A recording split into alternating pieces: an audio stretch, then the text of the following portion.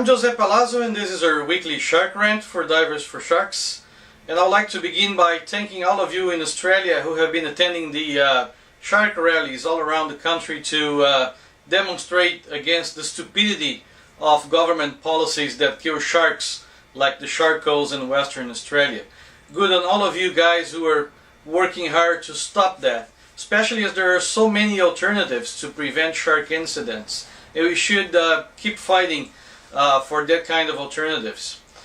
Also, you heard me last week talk about the upcoming new shark sanctuary in the Federated States of Micronesia. We're still waiting word from the president of Micronesia on that, guys. All the states in Micronesia have declared their state shark sanctuaries. The federal parliament has passed the law establishing the sanctuary. All that's needed now is one signature from the president. So, President Mori, we're waiting for you to see what's going to happen there. Here in Brazil, we've been making a little progress in working for sand tiger sharks.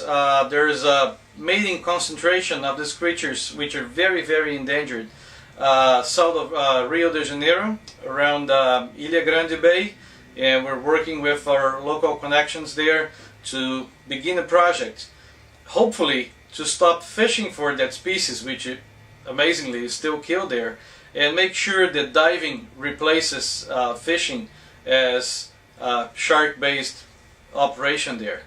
See what we can do during this year with your support from our members.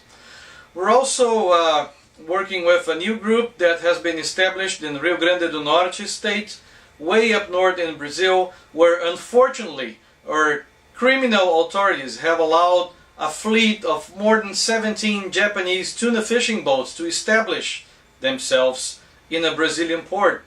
These guys are going all about the South Atlantic, around the equatorial region of the South Atlantic, killing everything, including sharks.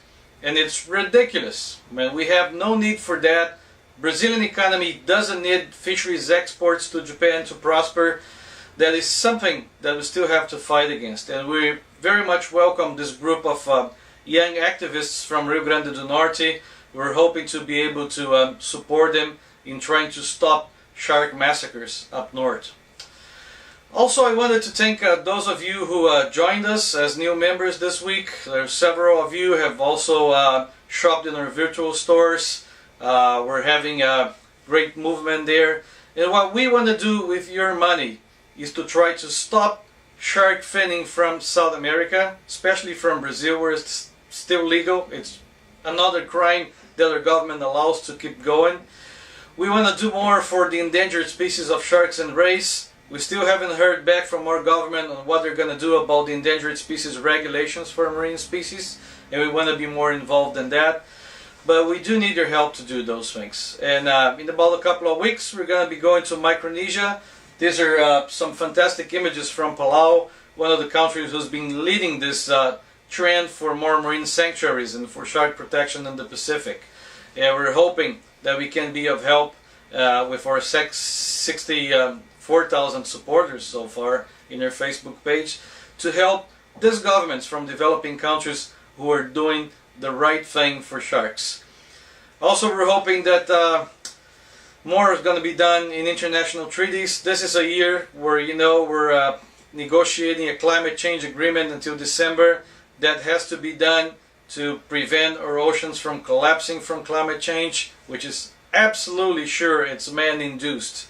There are still some moron politicians trying to tell us that climate change is natural. Well, just look at the graphs and look at what's going on.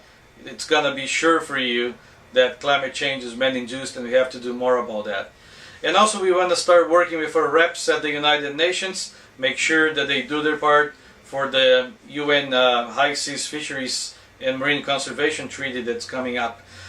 It's a lot of work that we have to do, but we're being able to address some of these issues because of your help.